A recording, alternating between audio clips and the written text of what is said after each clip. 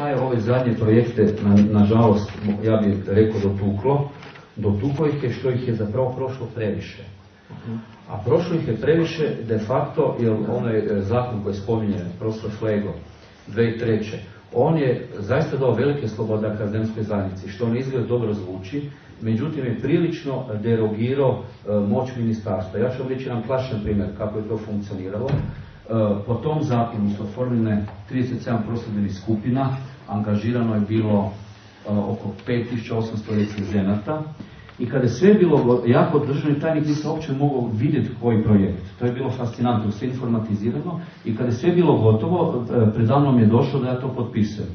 Nešto, ja to zovem, ono u kemiji zovemo i u fizici black box sistem, što sam se ja apsolutno bunio protiv toga, no budući naravno ministar me ovlasti da ga potpisujem, onda smo mi to potpisali, makar, kažem, svi drugi su odlučivali, a mi smo potpisivali.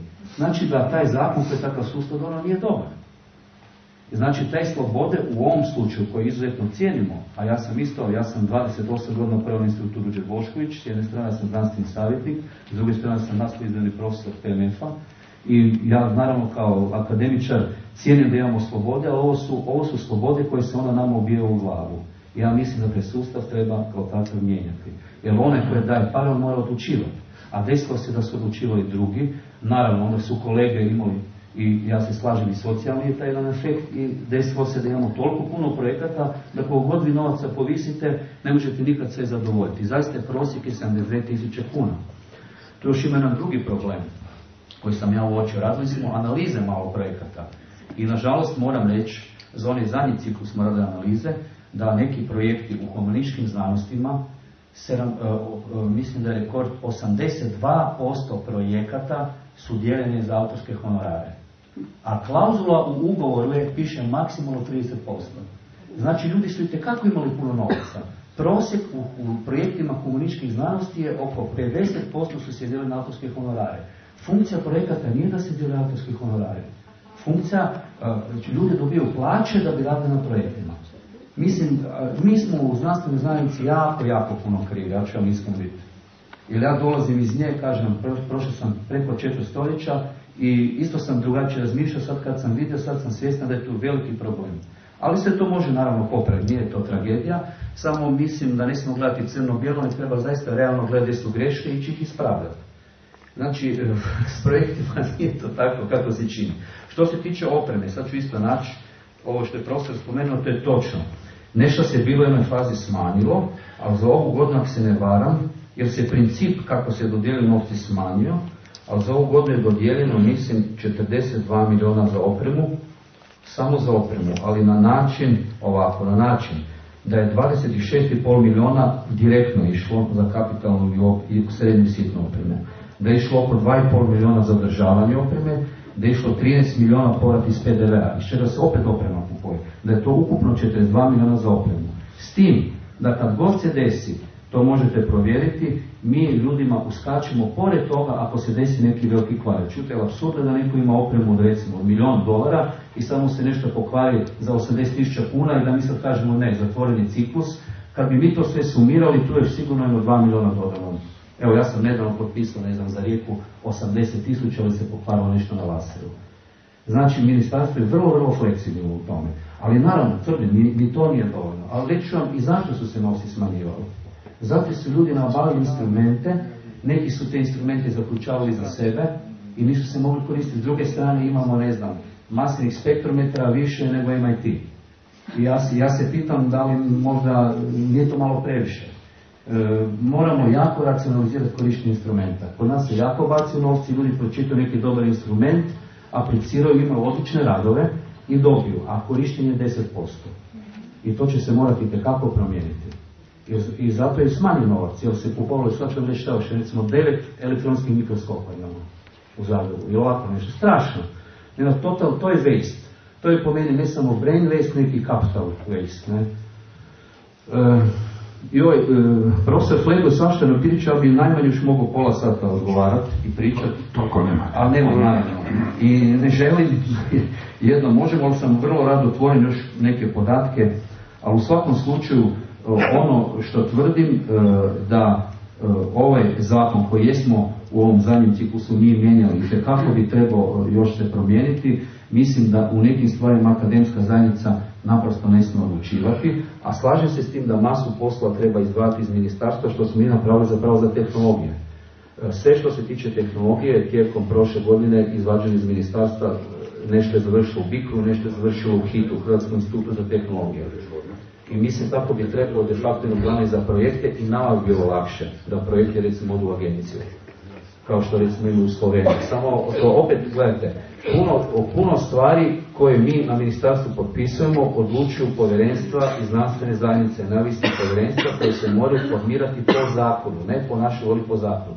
Ja bi nekad puno rađe na sebe preuzeo odgovornost kad nešto potpišem, da znam da odbijam ili da prihvaćam, nego da drugi rade za mene, jer onda, mislim, vjerujem ljudima, ali sam se uvjerio da je često bilo jako dvojbenih odluka. Bilo je previše emocija u nekim odlukama koje sam ja opet morao potpisati, jer moram po službenoj dužnosti. I tu bi se moralo to dosta promijeniti. Evo, ja sad ne bi dalje, ali apsolutno se slažem da su ovakve diskusije vrlo važne, da što češće trebamo pričati. Znate šta je, ja se držim ovog, ako bi vas svi hvali slično, bi prvi posluno da nešto ne valja. To je prvo nemoguće i drugo, put koji nema na sebi neke poteškoće, prepreke, sigurno vam nije pravi put. Jer to je nešto kad ide prevladano, pogotovo ovakvim složenim temama, ne bi bilo dobro. Hvala lijepo. Zahvaljujem, doktor. Htio bih vam pročitati jednu rečenicu. Ta rečenica manje više glasi ovako. U proteklom razdoblju otvorili smo 1660 novih radnih mjesta za znanstvene novake. Sjećate se te rečenice? To je tada bilo, da, sad je 1690, ne 1660. Ne sad, to se mijenja. Ali sad ih imate 2690 u sistemu. Ako ste otvorili 1690 novih radnih mjesta, značilo bi da ste, kad ste preuzeli dužnost, dobili 1000 novaka. Ne, pa ste novaci ulazi i izlazi sistema. Ali to onda nisu nova radna mjesta. Ja znam da ulaze iz izlaze. Naravno da nije dobro napisano. Kakva formulacija u zakonu? Nije dobro napisano, dakle nisu nova radna mjesta, nego je jedan dio znanstvenih novaka napredovao u docentice i docente, jedan dio znanstvenih novaka otišao iz sustava, jedan dio znanstvenih novaka nije zadovoljio i vi ste zaposlili 390 novih znanstvenih novaka, ne 1660. Dakle, otvorili ste 390 novih radnih mjesta, zaposlili ste 1660 ili 1690 novih znanstvenih novaka, pri čemu jedan dio ostao u sustavu, drugi dio izašao. I o tome se zapravo cijelo vrijeme sporimo. Sporimo se o nategnutim formulacijama i poluistinama, za koje meni strašno žao da oni izlaze iz jednog ministarstva i određene samohvale, kao što smo jednako tako završili u Londonu u odnosu na Bergen. Od Bergena do Londona, govorimo o visokom obrazovanju, gotovo ništa bitno nismo napravili. U Bergenu smo dobili 3, u Londonu smo dobili -5. I to sad može biti predmet diskusije, ali ono čega se ja bojim je da ne radimo posao zbog sebe, nego se vani hvalimo kako smo dobro napravili posao, a time smo se lišili cijelog niza pristupnih fondova i sredstava za daljnju restrukturaciju. I same smo sebe uljepšali pred samima sebi i ne znam kome to treba. Jer, dakle, ono što je meni strašno drago iz vašeg izlaganja je da smo u 90% nas dvojica podudarni. Vi i ja ste skoro jednako zadovoljni. Nezadovoljni. Znanstvenici ne da biti zadovoljni. Dobro. Onda prestanemo raditi. Ovako, ja bi se još zahvalio doktoru Vikić-Topiću, doktoru Uzelcu i ostaloj jakoj ekipi. Mi inače nemamo običaj ovdje protokolarno pozdravljati, ali svakako mi je jako drago da ste došli. Evo, ko se sad dalje javlja? Na jedno iskustvo, jer moj otac je bio 48 godina sveučilišni profesor na Ekonomskom fakultetu, osnovao je tekstilni tehnološki fakultet. Oni su počeli sa radom da su uveli tekstilnu tehnologiju među prelce i tkalce tekstilne tvornice poslije 45. godine. I napravili su 50 tvornica. Poslili su 500.000 ljudi u tekstilu.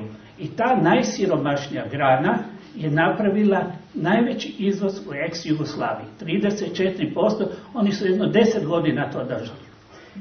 Ja bih htio reći da ova znanost, vi ste sve to što rekli, ali to